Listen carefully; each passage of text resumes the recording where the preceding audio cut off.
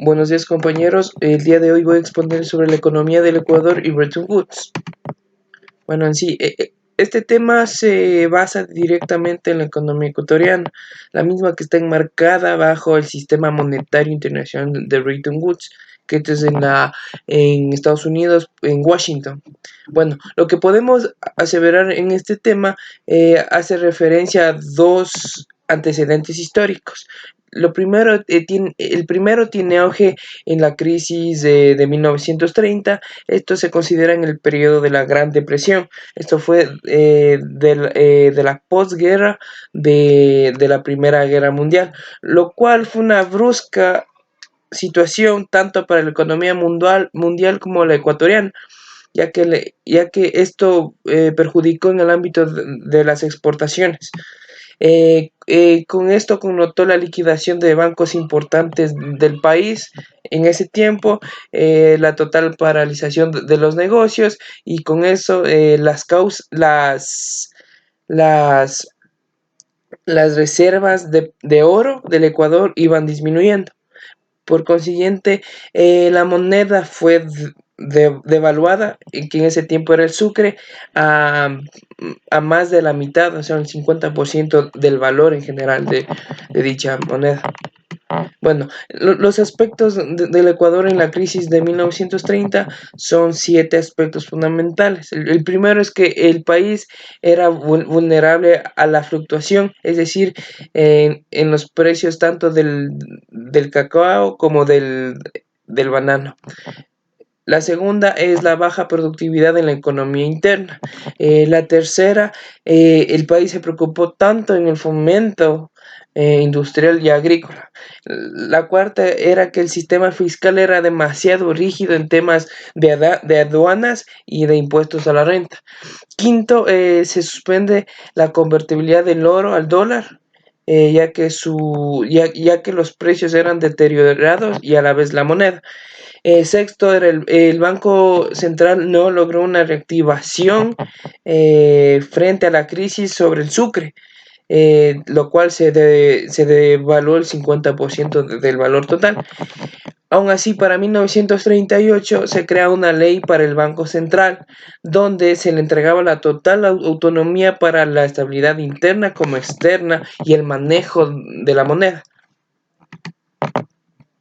Ok, en el segundo aspecto, como ya mencioné, es en el periodo de la Segunda Guerra Mundial, que esta dura entre 1939 a 1945, por lo cual sobrevino una gran oportunidad para el Ecuador, ya que el mismo pudo exportar no solamente cacao, entre otras pudo también exportar lo que es el caucho natural, la chichona, el palo de balsa, ya que la mayoría de los países potencia estaban enmarcadas directamente en la guerra mundial, en la Segunda Guerra Mundial. Eh, en otro punto tenemos que el comercio se disparó, eh, obteniendo ingresos de 233.000 a 8.3 millones de dólares. Obviamente esto fue evaluado de sucres a dólares. Eh, Aún así, esto tuvo una economía de crecimiento basada en la política económica, con de crecimiento económico con inflación. Bueno, y en sí esto provoca un desequilibrio existente en la producción y demanda de una súbita continua entre los precios de la mayor parte de los productos y servicios que prestaba Ecuador. Ok, puedo mencionar que existe un hecho diferenciador en la economía del Ecuador, ya que desde el 1 de junio hasta el 22 del mismo mes de 1944, Ecuador se reunió en Bretton Woods, en Estados Unidos. Esta es una conferencia monetaria y financiera de las Naciones Unidas, en el cual obviamente asistió Ecuador y se convirtió en miembro fundador del nuevo sistema, y por consiguiente 2 años se adecuaría a este modelo. Aún así, con esta Ecuador siendo miembro, expide la ley de régimen monetario, Ahora bien, para la época, esta presente norma sería administrada por el Banco Central bajo la Junta Monetaria, básicamente fundamentándose en crear, mantener relaciones de condiciones monetarias, crediticias, cambiarias y favorables para la economía del país. Como tenemos en cuenta, es la política que aún se mantiene en ciertos rasgos, en lo que son en el ámbito monetario, crediticias y cambiarias. Como conclusión, la ley fija en la economía fundamental de la República y fomenta la no convertibilidad de la moneda.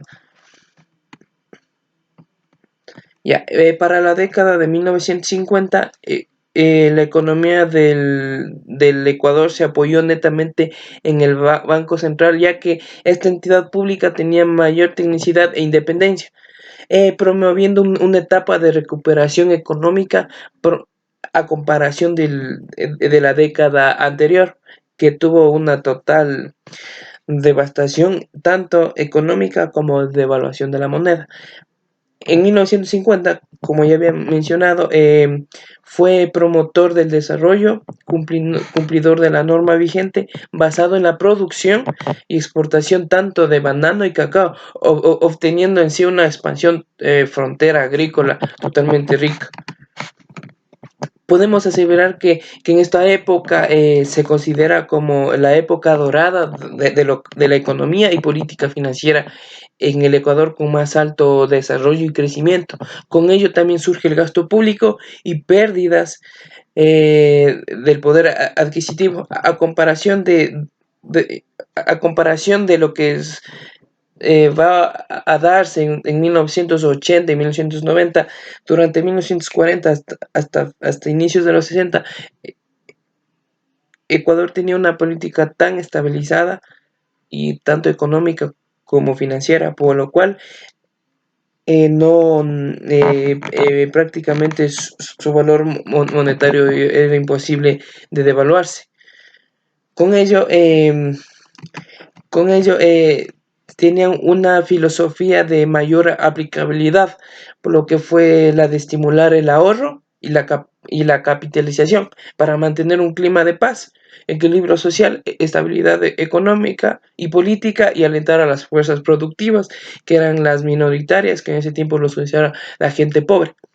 Bueno, a finales de 1950, Bretton Woods no solamente estabilizó con su modelo económico el sistema monetario, sino que impulsó el desarrollo para el sector minoritario, como ya había mencionado, y con ello el Banco Central corona los esfuerzos de la estabilidad económica dentro del territorio ecuatoriano. En la década de 1960 vuelve la inestabilidad, pero en rasgos leves.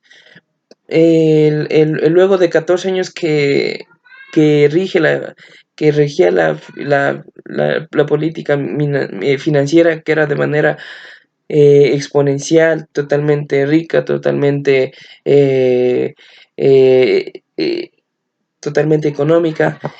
Con esto, en la década de 1960 hubo dos causas. Primero es la disminución de la exportación del banano, del cacao y de otros productos, y además que hubo una crisis política. Listo. Para hablar un breve bosquejo y antecedentes del impacto de la misión de Trifin en Ecuador, debemos mencionar estos antecedentes. El primero tiene auge a inicios de 1946, cuando el Banco Central interpuso y recomendó al gobierno ecuatoriano de ese entonces a solicitar la colaboración del Fondo Monetario Internacional con el fin de ayudar con soluciones de los problemas económicos agraviados de la posguerra. Esto fue al final de 1945, de la Segunda Guerra Mundial. Obviamente, aceptada esta colaboración, los profesores y economistas, tanto Trifin, Pasos, Castellanos y Elgrove, que eran de nacionalidades americanas, salvadoreñas y mexicanas, optaron al estudio de los problemas económicos existentes en el Ecuador. Con ello, que a finales de los años 40 y 50 la economía del Ecuador tuvo tanto una estabilidad política financiera, económica, eh, fomentando el ahorro fomentando el ahorro y la capitalización, tanto para subir su producción y apoyar a los grupos minoritarios. Y con ello buscar esta economía que duró cercamente de 20 años.